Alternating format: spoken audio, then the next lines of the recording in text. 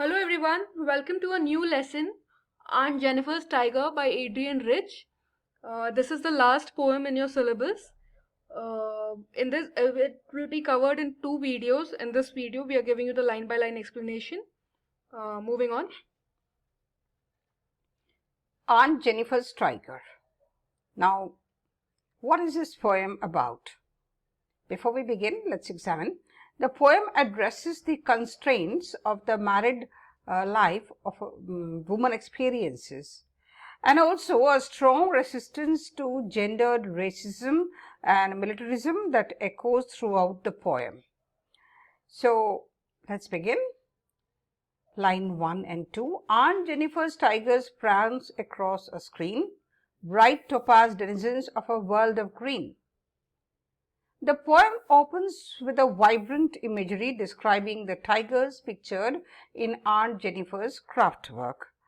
The reference to a screen in line 1 signals to the readers that these tigers are a part of the tapestry or a canvas where she is working on.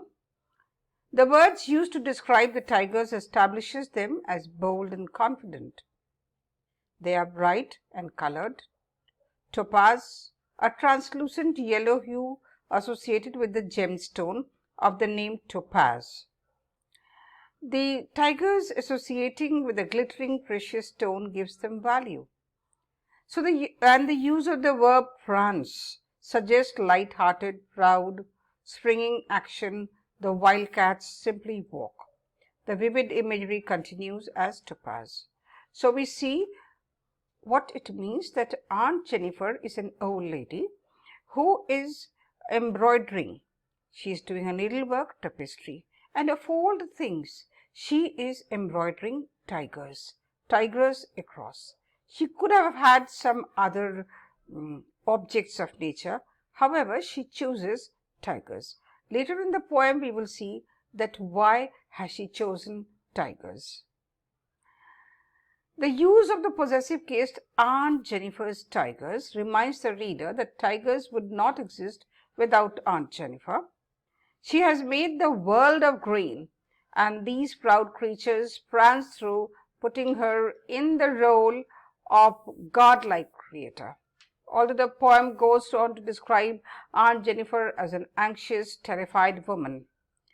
However, the work is the power of the creativity and the creation, and she has crafted the world of green that the tigers live in. As I said earlier, why tigers? Now, the tigers are the manifestation of herself perhaps, which she is wanting to depict through her tapestry work. And hence, she is trying to weave those tigers across the panel against the backdrop of the world of green. That's what she is trying to create. They do not fear the men beneath the tree. They pace in sleek chivalric eternity. The lines 3 and 4 immerse the reader fully in the world of green and the tigers inhabit. The line imagery continues to uphold a depiction of these creatures as brave and bold. The tiger's confidence is unmistakably very clear in line 3. They do not fear the men beneath the tree. The reader knows that the tigers inhabit a world of green, so the reference the tree reaffirms that the tigers are depicted in a natural forest-like setting. Given in this context, the men may be hunters, indeed men who would normally enter a forest in a group for the activity of hunting. Now, they do not fear the men beneath the tree. They here stands for the tigers. And men beneath the tree. So, the men beneath the tree could be the hunters. What Aunt Jennifer is referring is that these tigers are fearless. They do not fear the men. Now, next line we will see why. The men beneath the tree may seek to kill the tigers. The animals are well equipped to handle any threat that may come their way. The animals are personified. Hence, she is given the quality chivalric satiric. Now, this term chivalry is an old term used referred to as a code of conduct. code of conduct a medieval knight would adhere to. And in the modern times, we have this term chivalrous or chivalric, implying very courteous or a very considerate man for a woman. And the tigers are associated with the heroic men. What Aunt is trying to say is that they pace in sleek chivalric certainty. So she is talking about the chivalry of the tigers over here, and sleek, the poise with which they pace over there. That's what in these lines it means. We come to line number 5 to 6. Aunt Jennifer's hand fluttering through her wool, find even the ivory needle hard to pull. The second stanza disrupts the happy-go-lucky picture painted in the first one. The focus shifts from the bold tigers to fearful aunt. By pointing out to Aunt Jennifer's fingers, the line foreshadows exactly what the second stanza addresses: Aunt Jennifer's marriage. The choice to refer fingers calls to mind the idea of a ring. So, in line 5 and 6, the scene for the depiction of Aunt Jennifer's marriage. However, and do not yet mention the topic directly, here we have in line 5 simply Aunt Jennifer as a very nervous and fragile woman. Her hands fluttering. So, the fluttering of her hand is an indication of the aunt being nervous. She is finding it hard to pull. So, here the poet is trying to use imagery. The needle is a very light object. Hence, although it's a very light object, she is finding it very hard to pull the tapestry work that she has been doing over there. At the same time, her hands are also fluttering.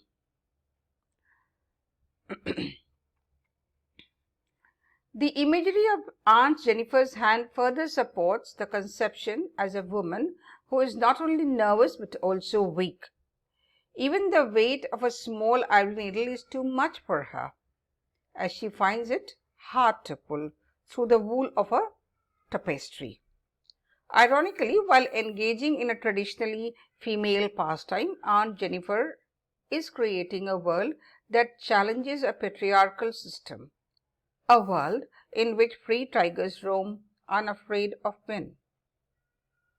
Meanwhile, the fact that Aunt Jennifer insists on continuing her craft despite the difficulty of pulling the needle speaks of her perseverance. Although she is afraid and lacking strength, she carries on with her creation. And while the word fluttering can connote nervousness, so as I explained in my previous slide to you, that fluttering here is out and out a reference to a fragile woman, a woman who is mentally weak. Please do not understand as a physical weakness. Mental weakness, hence she is finding the ivory needle very hard to pull and hands fluttering. Lines 7 to 8 says, the massive weight of uncle's wedding band sits heavily upon Aunt Jennifer's hand. Now, this is a hyperbolic reference to the massive weight of uncle's wedding band. In line 7 makes this very clear. The wedding band would not be that heavy. This over-the-top description suggests that the weight of the ring is more mental than physical. The phrasing also calls to mind the idea of a heavy, the concept of having something weigh on one's mind. It's now clear that the cause of Aunt Jennifer's nervous is psychological weight of her marriage. The massive weight of uncle's wedding band. So the band here is weighing down. She finds it very burdensome. Sits heavily upon her hand. She is not able to break herself free. Could be societal, a patriarchal system with which she is finding herself struggling and is unable to liberate herself from that. Hence, she is finding the weight of the wedding band very heavy. This is also emphasized by the fact that the wedding band referred is uncles, not aunts, Jennifer. The wedding band here is symbol not only of the institution of marriage, but also specifically possessive nature of marriage. The wedding band sits heavily upon Aunt Jennifer's hand. Uncle's position, since it's his wedding band that is weighing down. Uncle's wedding band. Mind the line, uncle's wedding band. I would like to make here a reference. In 2018, the Indian Supreme Court scrapped adultery law. A verdict was passed stated that woman not a husband's property. So mind you, Adrienne Rich is addressing the issues which were then a very cumbersome for a woman, as the possessiveness of the husband, one can say here. So she finds herself trapped, and she finds that she relies on her handiwork, a creative outlet. This means an expression allows her to envision, to create a world of green beyond the confines of the male-controlled societal institutions like marriage. So she is constrained, as I addressed earlier, the constraints of the married life which she is experiencing. What does one expect from a married life? It is a liberation of oneself, not necessarily constituting divorce. It is a liberation to be yourself, to be what you are. So what she felt over here was the loss of her identity. She felt that she was more bound by the norms of the society, the so-called the patriarchal society, and hence the massive weight of uncle's band. Now the line number 9 to 10 are very significant because we'll see that when aunt is dead, her terrified hands will lie, still ringed with ordeals she was mastered by. So in the final stanza, the pattern continues of unexpected turn to this poem. It says in the first stanza, the tigers are portrayed confident and free, yes. And the second stanza, it says the shift from the nervousness and the burdens of her marriage. However, the third stanza takes a very shocking turn. It talks about a very hypothetical future point of time when aunt is dead. So the reference is to aunt's inevitable death is surprising, but then what it shocks the readers is terrified hands.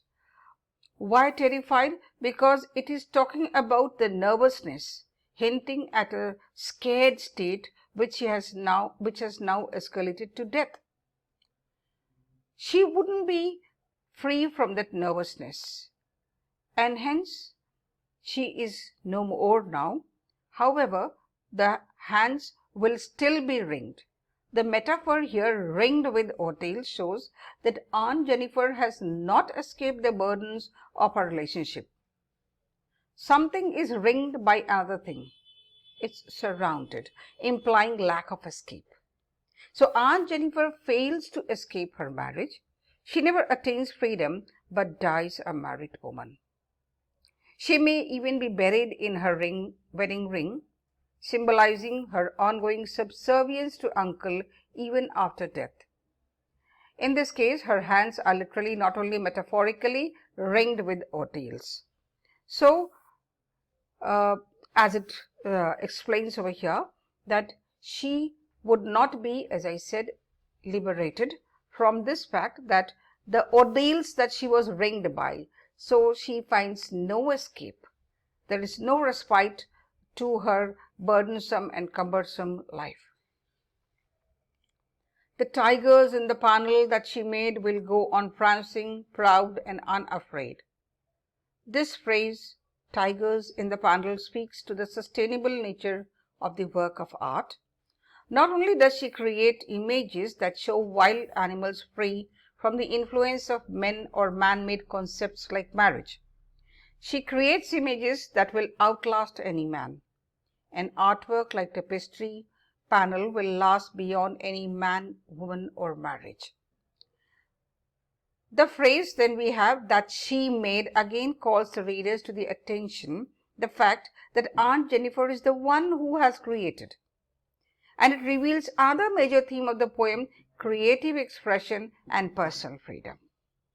While she may not achieve the emancipation in her personal life, Aunt Jennifer may take comfort in knowing that her tapestries depict the lasting images of liberty. The tigers will go on prancing. So it is, and she has tried to immortalize those tigers in her creative work. And of course, they are her inner desires to be like the tigers out there who are prancing, unafraid, which all along her life she wanted to be one. So, the last paragraph here sums up the entire crux of the poem about the militarism that is there, all pervasive.